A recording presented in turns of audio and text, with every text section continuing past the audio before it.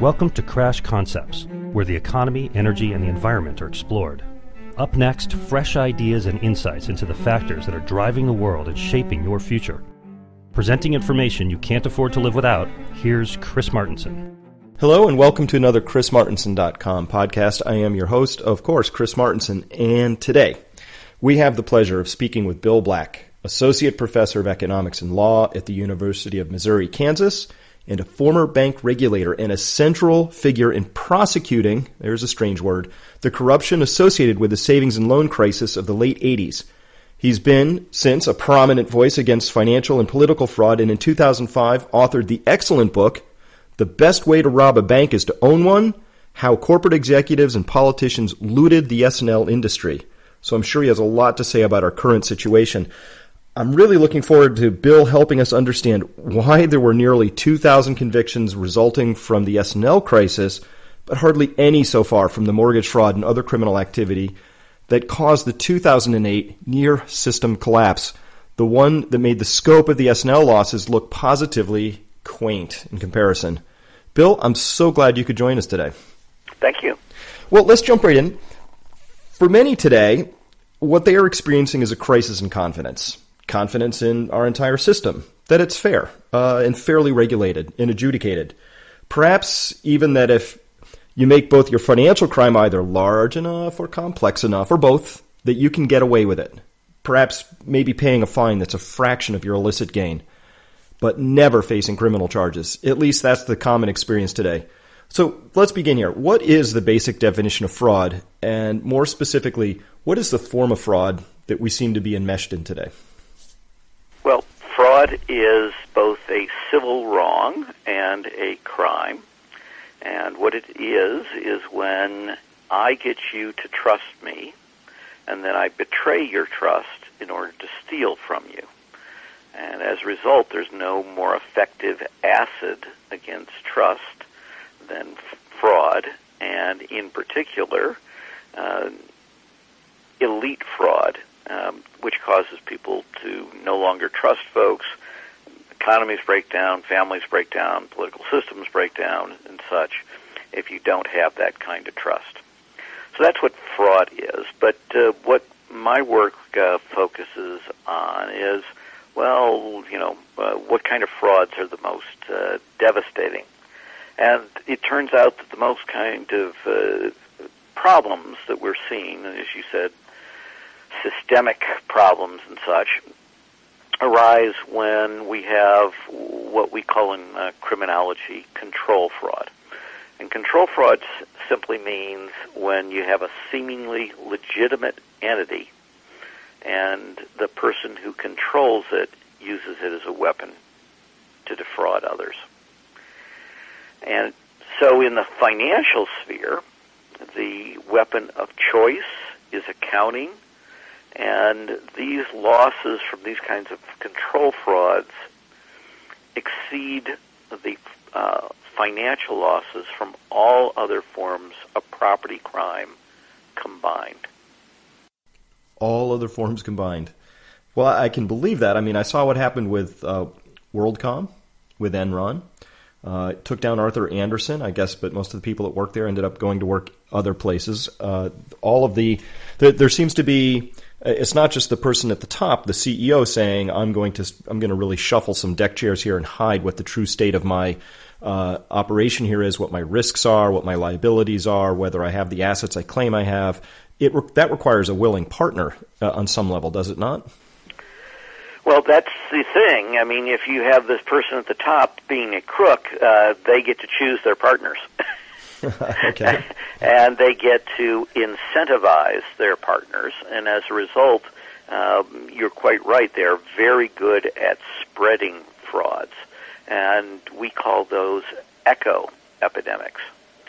So, for example, in the current crisis, as with the prior ones, if you're a lender, there's an easy recipe for maximizing your fake accounting income if you're a lender. And it goes like this. 4 ingredients. 1, grow like crazy. 2, by making really, really crappy loans. but at a premium yield. Yield just means interest rate. 3, while employing extreme leverage. And 4, while setting aside only the most trivial reserves, allowances for the inevitable losses that this kind of behavior produces.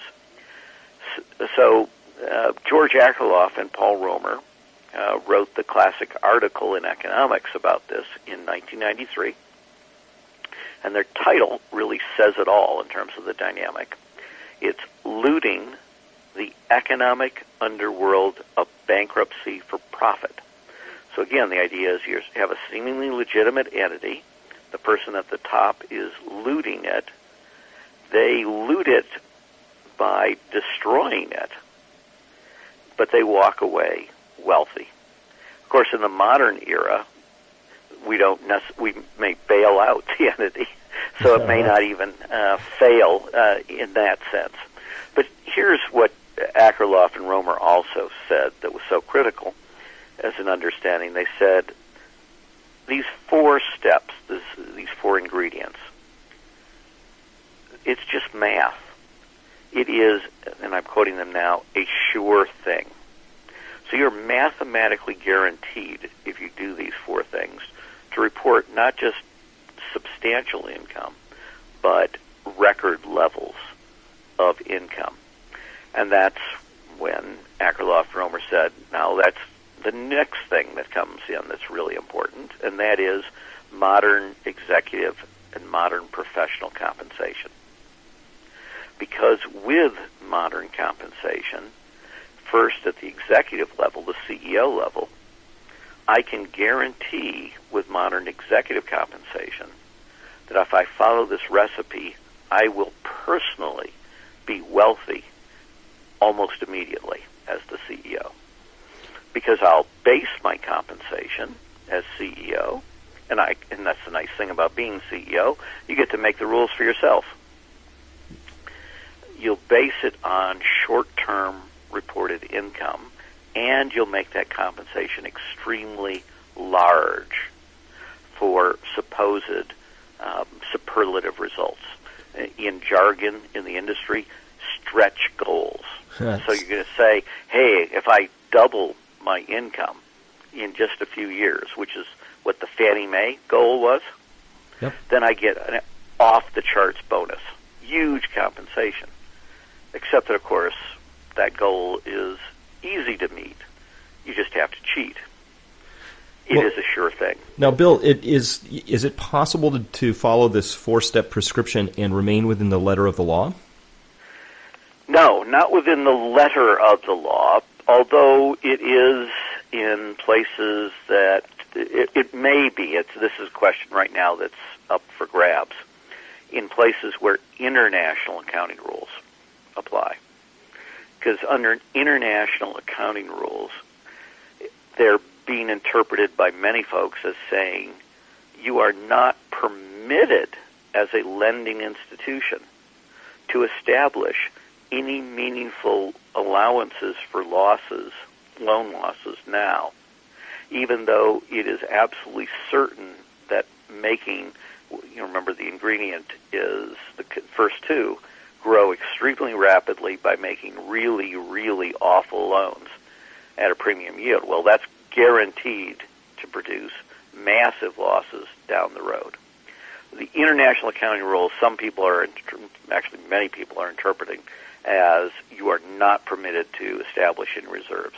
So that could create the perfect crime in Europe in particular.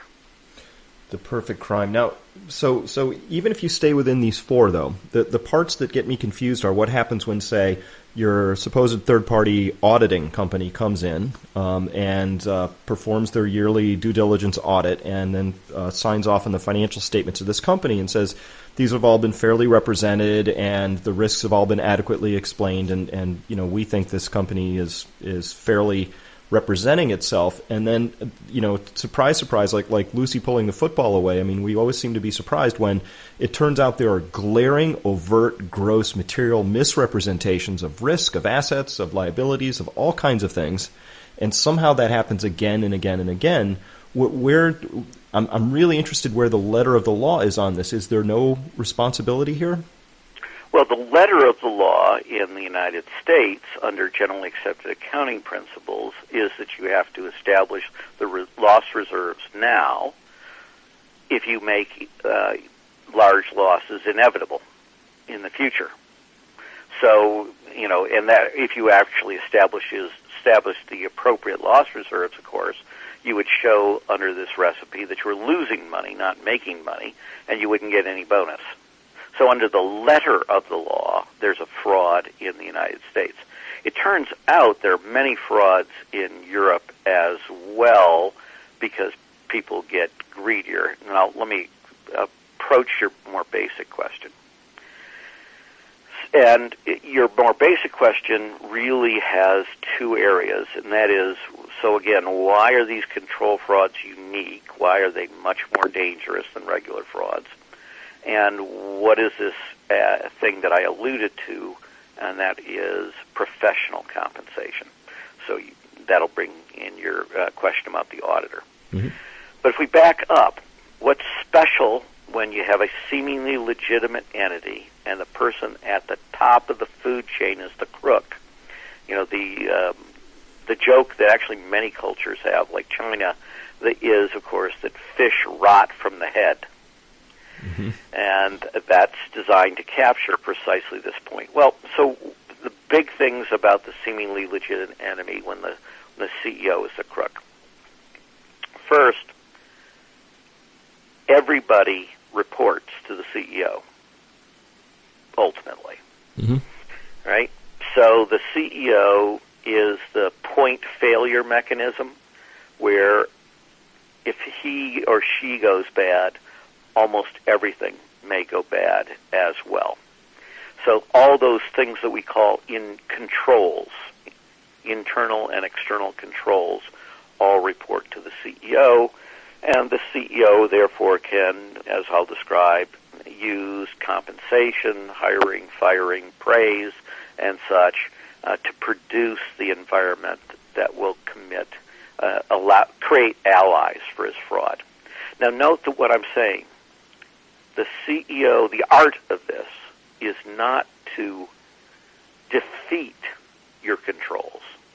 The art, the elegant solution, as in mathematics, is to suborn the controls and turn them into your most valuable allies. And therefore, for example, when you are running an accounting control fraud, where your weapon of fraud is accounting, and the weapon of choice in finance is accounting, you're going to want to hire the most prestigious accountants as your outside auditors, because it is precisely their reputation that is most valuable when you can suborn them, and they give you that clean opinion that you just described that will help you deceive other shareholders. So one enormous advantage is internal and external controls come to the CEO level.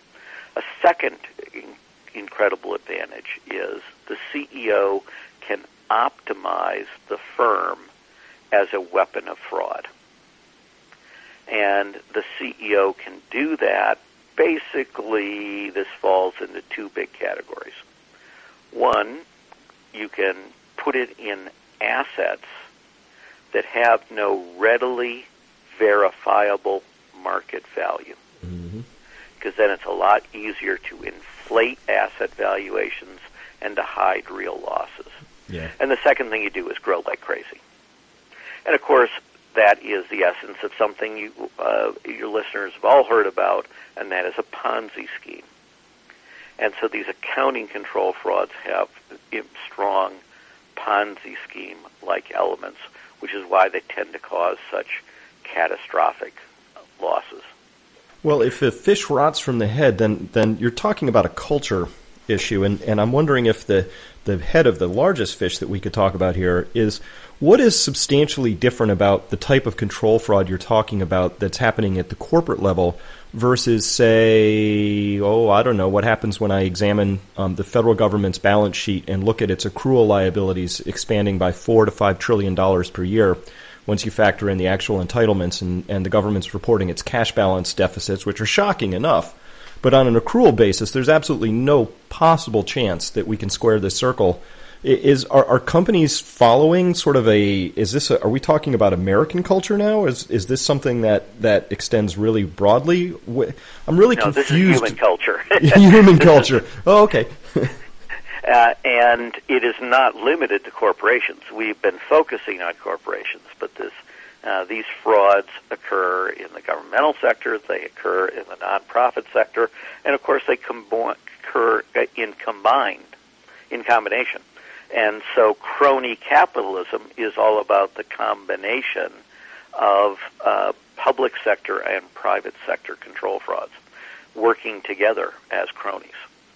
So this is interesting because what you're saying is something I believe, which is that human nature does not change, and it's always human nature to try and game the system, get an advantage, have a free lunch, however we want to put that. And so we're sophisticated enough that we've seen these happen often enough that we know what the dynamic is. You've just mentioned this paper by these two gentlemen where there's 4 steps. We know what these all are.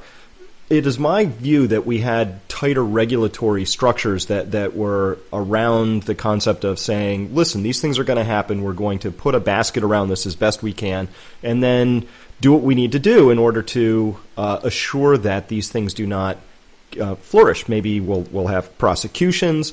So fast forward, I'm looking at a chart here. It shows federal prosecutions for financial fraud are at an all-time low, and my personal perception is that the amount of fraud is probably at an all-time high. They seem potentially correlated, those two pieces of data. Is that true, and how did we get here? Well, you have really interesting phraseology. You talked about we know, and you talked about we're more sophisticated. So this was an important part of what Akerlof and Romer were talking about in that paper. They chose to conclude the following paragraph, which I'll get approximately right from memory, and to make it their last paragraph for emphasis. They said, look, in the savings and loan crisis, economists and the public had no theory of this kind of fraud, control fraud.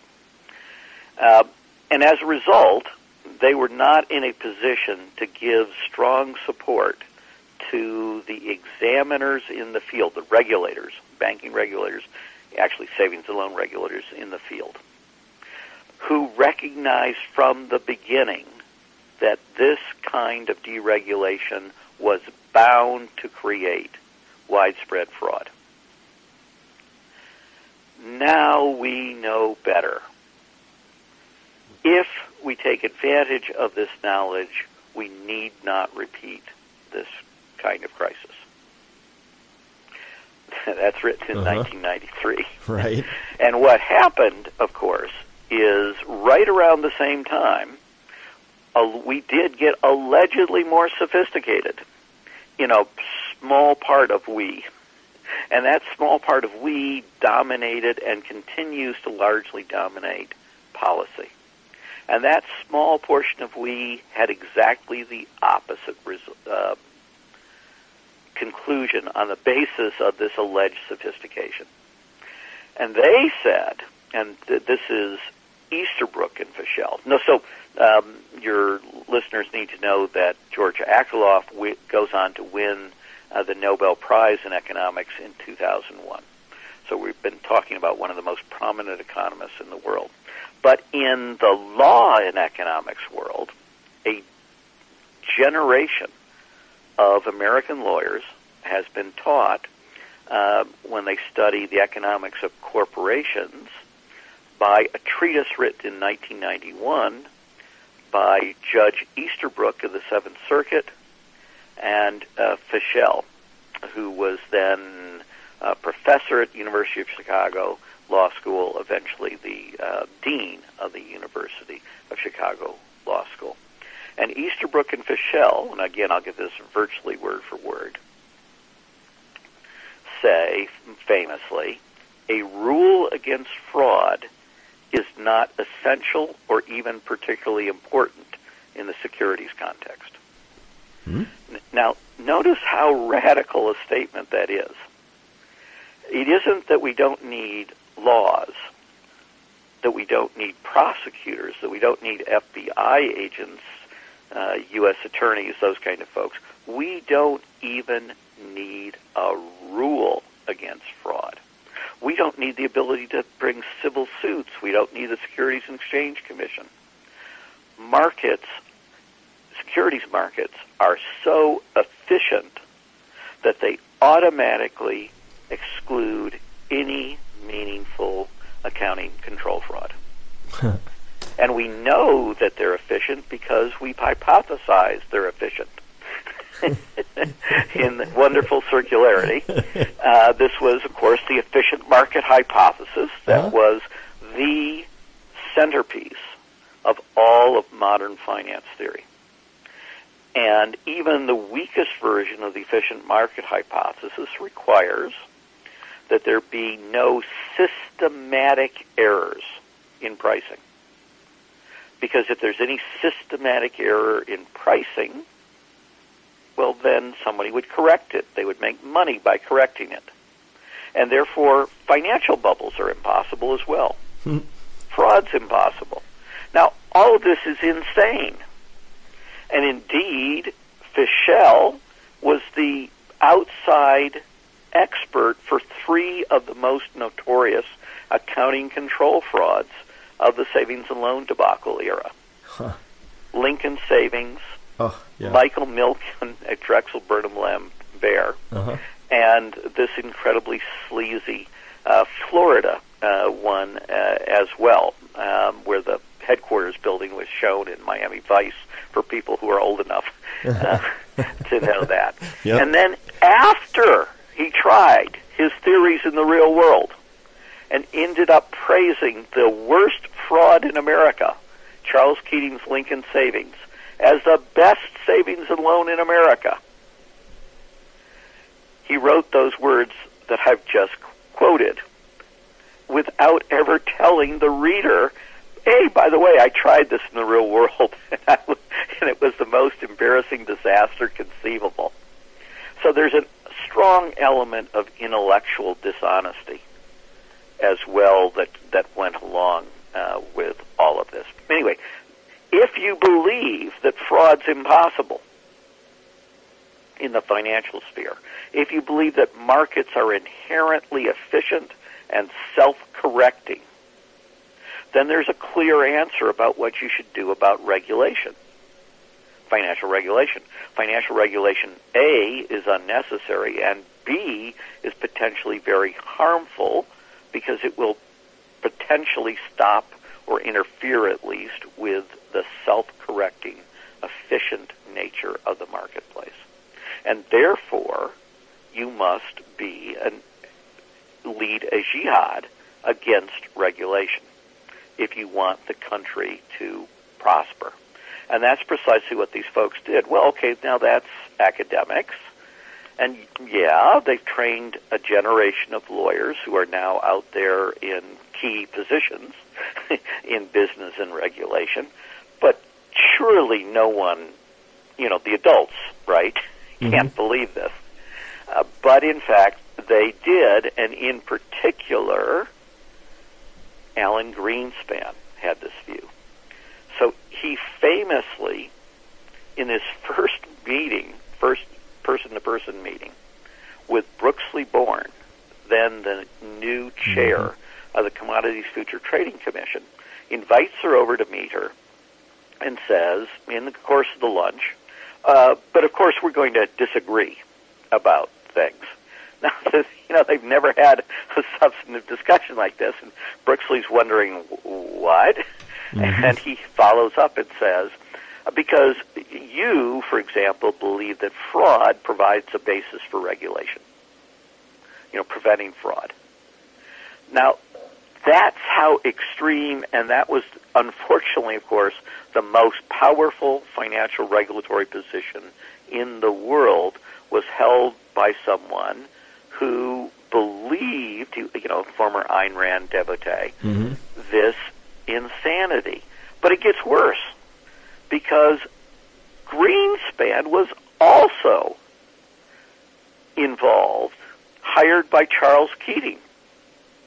In fact, Charles Keating hired Greenspan in multiple capacities, and one of those capacities was to, as lobbyist, to walk the floors of the Senate to recruit the 5 senators who would become known as the Keating Five when 25 years ago, on April 9th,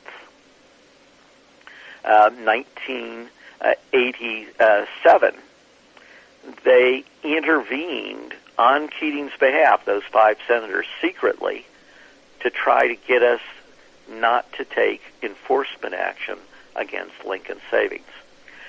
Keating also famously put in writing to our agency that Lincoln Savings should be allowed to do hundreds of millions of dollars of these direct investments, which is what we denied them permission to do, and they did anyway. That was a violation of rules that the senators were trying to immunize by their political pressure. Mm-hmm. Well, Greenspan opined in writing that we should allow it because, and I'm quoting again, Lincoln Savings poses no foreseeable risk of loss. Gosh, he almost got that exactly right, except for the fact that it was the most expensive failure of the entire debacle at $3.4 billion, which, as you say, now sounds quaint, but back in the day used to be considered a substantial amount of money. Well, it's, if I can turn a phrase around, it looks like no bad deed goes unrewarded in this story. And Greenspan is somebody that I've been, I wrote about him extensively, stretching way back, because I really, really disagreed with his understanding of risk. He thought that derivatives markets made risk go away. So since you didn't have risk anymore, you could just let people expand their balance sheets and just go hog wild, and he used that, his view of risk, for as the justification for allowing the sweeps program, which allows banks to effectively hold zero reserve requirements against demand deposits, which I thought was a bad idea at the time. At any rate, so he had some failings, this guy. But you see, this is related. Okay, tie it right? up. If you believe that fraud is possible, then derivatives are a potential problem. If you believe that fraud is impossible, and that these people are sophisticated, remember your sophistication illusion again? Yeah. Then it is unambiguous with neoclassical economic theory that the greater the choices, the better the results.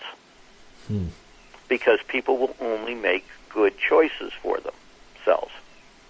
And as a result, by definition, the purchaser of the derivative will be the one who finds it most valuable. And since asset valuation and risk are inversely related, it will be the entity that perceives holding that derivative as least risky. In other words, you will get derivatives held by the ideal people for whom they're in idiosyncratic conditions that reduce the risk of holding that derivative for them. And so you will optimize throughout the entire financial system the placement of risk in the ideal fashion with the people best situated to have that risk. And not only you have that advantage, but on top of that, it means you will broadly diversify the risks such that there is very little concentration of risk, and therefore your entire financial system will systemically be far less risky. So though they knew all of those things, as soon as they started with the assumption that there couldn't be any frauds. Well, if you're going to rest that on the efficient market hypothesis, there is one other little assumption baked into that, which is that we have even flows of information. There are no information asymmetries. And the very definition of fraud is that it has an asymmetry of information. I can't square that circle either. There's an intellectual hole in what you're describing that's just gigantic. Well, enough to drive the world's largest financial bubble through. The greatest epidemic of elite fraud in history of the world. Yeah. This is what we call, America has just gone through this recognition that it was being scammed merchants who were secretly adulterating our hamburgers by adding pink slime. Right? And pink slime turned out to be added to a level that maxed out at about 15%. And the reason it was maxed out at about 15% is it tended to smell and taste bad. Mm-hmm.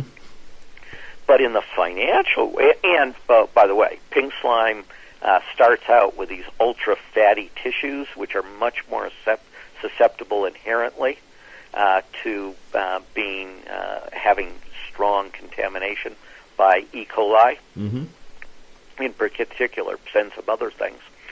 So they give it an ammonia bath, right? They put Mr. Clean in gaseous form to try to reduce how infectious pink slime is.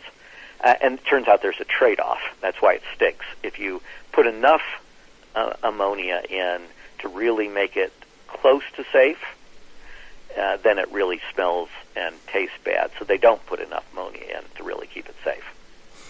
So it's also unsafe, but it's, not, if you eat a burger, you're not typically going to get sick. In fact, it's quite unusual if you order it at least medium. But that's not true in finance. In finance, it wasn't, a maximum of 15% of some areas were fraudulent. We had whole areas, liar's loans, where the fraud incidence, when the people measured it, was 90%, 90. Wow. And we had whole areas like collateralized debt obligations in which the most typical CDO, collateralized debt obligation, was backed overwhelmingly by fraudulent liar's loans. And we knew about this at the time. There was open articles about ninja loans, and this was a very open secret. At least it was to me. I was shorting. This is a matter of public record. I was shorting a bunch of mortgage insurers and home builders and whatnot all the way down through this piece because it was so obvious to me that this was a problem. And I'm just an outsider, right? I'm just some guy. I read stuff and I understand a few things, but it was so painfully obvious to me that we had this huge, gigantic issue going on, and it was to insiders too. Like Michael Lewis in The Big Short details very carefully about how Goldman Sachs with John Paulson went out and handpicked the worst things that were designed to blow up, and then Goldman Sachs went out and got a so-called independent third party's position saying, hey, this portfolio was randomly selected to succeed when it was actually, I believe, selected to fail, and then misrepresented that to clients and sold these toxic bundles off because Paulson needed somebody on the other side of that trade, often maybe a German bank or somebody like that. So when I look at that, to me, that I can't find a more clear-cut definition of fraud than that, and yet I'm not aware of any prosecutions or criminal activity that resulted from that. I believe there might have been a fine, but that's all I can recall at this point. How does that skate through? Did I have the essence of that story right? Yes, but it goes farther back. And there's a more basic economic problem as well. The definition, after all, the defining element about what makes something a liar's loan is that you don't do adequate underwriting. Underwriting is the process of evaluating whether you're going to get repaid when you make a loan and what are the risks of it, so that you can price, decide whether you should make the loan, on what conditions and at what price you should do that. And because when you don't do underwriting on this kind of loan, a mortgage loan, you inherently create something that we call adverse selection. So if you thought of running a health insurance company or life insurance company, and you weren't going to do any evaluation of your customer's health or their parents' their genetic relatives' health, you were just going to charge a high price for your insurance to compensate for the risk. Which customers would come to you? Well, obviously only the sickest. Same thing if you couldn't determine loan quality and you just charged everybody a high rate of interest as a result. Which customers would come to you? Only the worst. And so in this kind of loans, if you create adverse selection, you create, from the lender's perspective, a negative expected value of making a loan. In plain English, that means you will lose money. It's equivalent of betting against the house. And therefore, honest lenders don't engage in adverse selection. So it's a wonderful natural experiment as to which entities were clearly engaged in fraud. Entities making liar's loans were clearly engaged in fraud, mortgage lenders doing that. Okay, so we realized this as regulators in 1990 and 1991. Now, let me emphasize those dates again. 1990 and 1991. And America being America, liar's loans being a fraud, began most heavily where all financial frauds tend to develop in America, and that would be Orange County, California. Right? And we were the regional regulators for California, Arizona, and Nevada. And eventually the whole one-third of the West, one-third of the United States that's the West. So we looked at these and we said, this is insane. These liar's loans are becoming common. They must lead to fraud. In fact, they only make sense from a lender's perspective if the lender is engaged in accounting control fraud. And so we used normal supervisory means to drive them out of the savings and loan industry. The leading entity making these liar's loans also targeted minorities, particularly blacks and Latinos families who couldn't speak English as well. Blacks because they have fewer connections and fewer choices in the financial industry. So this was a real pernicious place. It was called Long Beach Savings. And they were one of the entities we cracked down on. So Long Beach Savings Head voluntarily gave up federal deposit insurance, voluntarily gave up his charter to run a savings and loan, and became a mortgage bank for the sole purpose of escaping our regulatory jurisdiction. And as a mortgage bank, he was subject to no federal regulation in that era, other than active discrimination against minorities, right? Mm-hmm. This is not Community Reinvestment Act. This is active, I'm out, discriminating against minorities. Right. The truth, the fair lending laws. Now, his leading competitor is another entity run by a husband-wife team that we removed and prohibited from the savings and loan industry, the Jednaks. To ease this fraud, the head of Long Beach Savings also changes the name of the organization, the now Mortgage Bank, and names it AmeriQuest. So for people who know this industry, they will now be nodding. Mm-hmm. So AmeriQuest becomes the biggest and the baddest, and it, as it's going out the door, we make this referral for discrimination. And the Justice Department follows up and finds active discrimination. So that's their second strike, right? The first strike is we went after them for the liar's loans. The second strike is the Justice Department goes after them. And, of course, they make nice, and they promise that they will approve things. And, of course, the Justice Department doesn't bring a criminal action, just a civil action, and gets a settlement.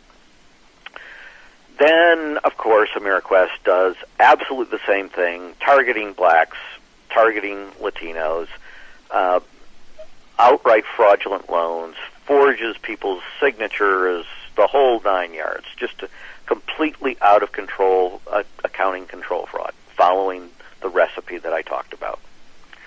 And at that juncture, 49 state AGs plus the Attorney General of the District of Columbia sue them.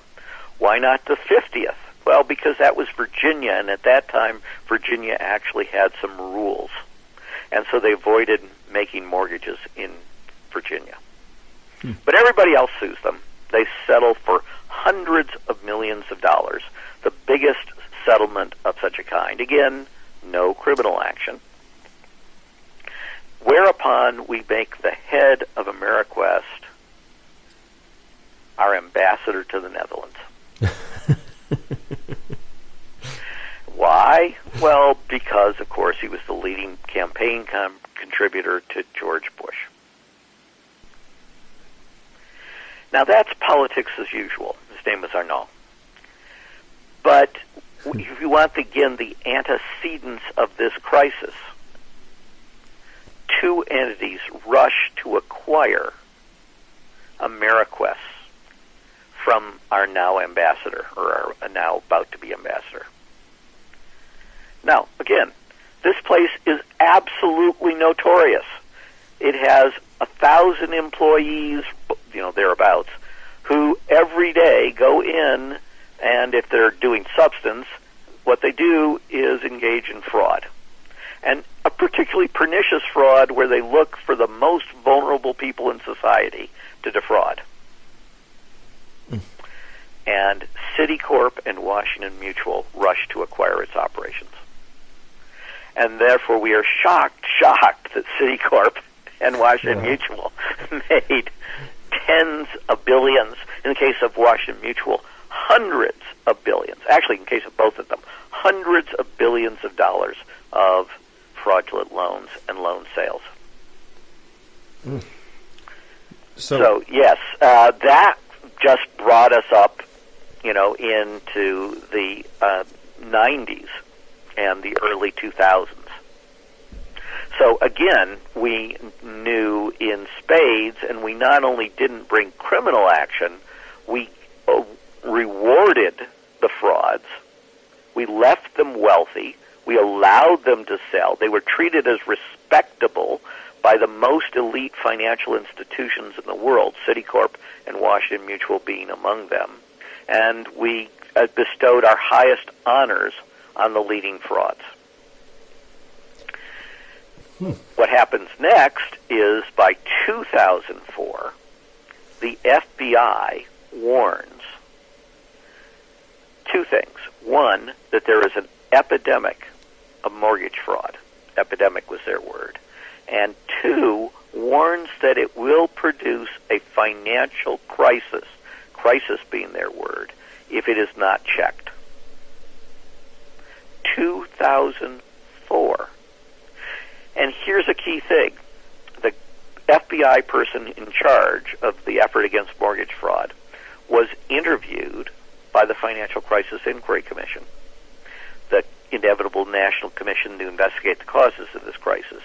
And he reported that the federal banking regulatory agencies never got in touch with him once, either before or after he made this warning about an epidemic of fraud. Now, can you imagine that? You're the federal banking regulators. The FBI publicly, and this gets reported all over the place, trade press, general press, says epidemic of mortgage fraud is going to cause a financial crisis. And nobody in the Financial Regulatory Center says boo and follows up on it in the least. And here's a footnote also about the Financial Crisis Inquiry Commission. So Eric Holder, the Attorney General of the United States of America under Obama, and therefore the head of the FBI as well, in other words, the Bureau is part of the Justice Department, is called to testify in front of the Financial Crisis Inquiry Commission. Now, what is the most famous thing the Justice Department /FBI did? Issue this warning in 2004. And Holder's the head of a huge department filled with incredibly bright people who prep him for a testimony like this so the agency looks good and so Holder looks good, right? That's your job. Prep the guy so he looks good and doesn't get embarrassed. And what is the first question have to be out of the Financial Crisis Inquiry Commission? It's got to be, hey, what did you do in response to your own warning? Yep. So that is, in fact, the first question asked Holder. And Holder, at that point, and Holder is accompanied by his staff and by Lanny Brewer, the head of the criminal division. Yep. And his answer is, what warning? I've never heard of this. Which means nobody up there is passing a note saying, I'll take this, Eric. Uh-huh. There is no answer. None of them had ever heard of the warning. That's how big a priority elite financial frauds had in the incoming Obama administration. You know, this makes my blood pressure rise just a little, and I can hear in your voice that you care very much about this too. You know, justice and fair play need to return to our system. I want to talk about this for a minute because it's very important, the potential corrosive impact this has on society. At a recent interview with Gretchen Morgensen, and I asked her about accountability because she's been obviously following this very closely as well, and she had this to say. She said, the idea that forging signatures, that notarizing very important legal documents really improperly in thousands of cases, maybe millions, the idea that this is somehow going to be allowed to go on with just sort of a penalty of some kind or a fine and not prosecuted in the criminal courts, I think is amazing. It really is counter to what we've all been led to believe was the course of action in such a case. You have many small people, small fry mortgage fraudsters who are in jail. I mean, we are talking about the people who were straw buyers for homes, who defrauded banks. They are in jail for a reason, because they perpetrated a fraud. These banks whose employees were forging signatures should also have been prosecuted with vigor, and they were not. They were simply allowed to negotiate their way out of trouble and negotiate their way with shareholders' money. They are not paying it out of their own executives' pockets. They are paying it out of the shareholders' pockets. There really is no accountability here whatsoever. So, in your words, why is accountability or its lack so important to each of us? Or I know some people aren't even paying attention to this particular issue. To me, it's incredibly important because I'm detecting very powerfully two sets of rules. I just did my taxes, so maybe I have a little extra ire here. Because if I don't follow the letter of the law perfectly, there's a little box on my tax document that says if I sign there and I'm signing with knowing material misrepresentations, it's a felony, right? I daily face very serious consequences of my own actions at my level, but I'm a little guy.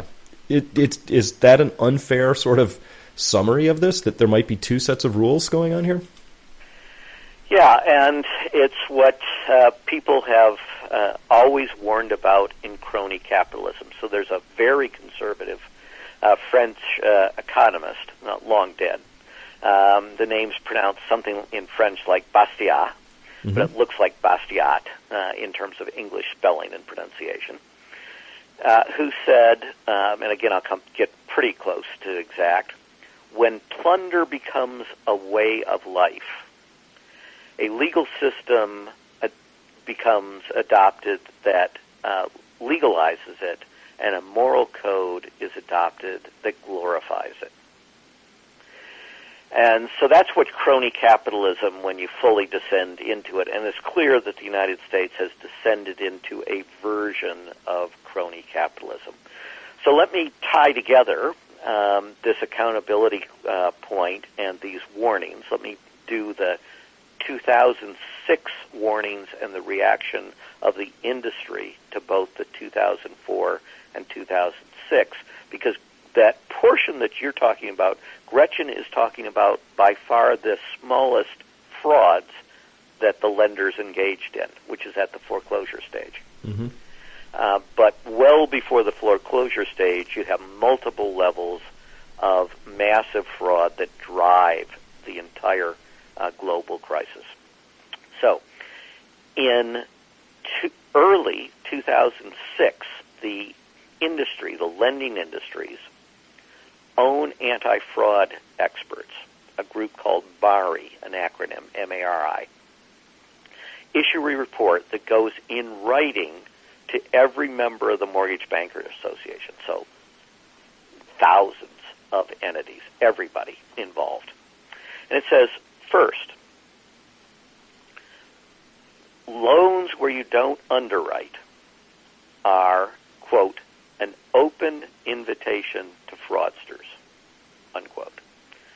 Second, when we've studied them, the incidence of fraud is 90%, 90. Yep. So they're virtually all frauds. Third, these loans deserve the phrase that the industry itself uses to describe them. They are liar's loans. Fourth, you apparently have forgotten the experience of the early 90s. Remember when I was telling you about 1990, 1991? Yep. When these loans caused hundreds of millions of dollars of losses. Hundreds is even more quaint, right? Yep. And fifth, the federal banking regulatory agencies. Remember, this is the Bush era. Banking regulatory agencies are warning against making these kinds of loans. Okay, so you have all those warnings from the FBI. You have them from the industry's own experts. You have the fact that inherently in economics, you will lose money, that this creates adverse selection, and that no honest lender would do this. What happens? What's the industry reaction to hearing all this? Between 2003 and 2006, liar's loans expand over 500%. And this is the perfect natural experiment. You know, you may have heard these stuff, the claims that this Community Reinvestment Act or that was Fannie and Freddie, affordable housing requirements that drove the crisis. This is a favorite meme. No. Nobody ever required any lender to make or any entity to purchase a liar's loan. In fact, Fannie and Freddie were not permitted to count liar's loans towards their affordable housing goal. So the reason they did massive amounts of these loans was because of the fraud recipe. Remember, grow really rapidly by making really crappy loans, but at a premium yield. And liar's loans are perfect for that, because in the old days, the things we used to prosecute people, we had actual rules, and they were really simple rules on underwriting. In essence, you can summarize it in this brief statement.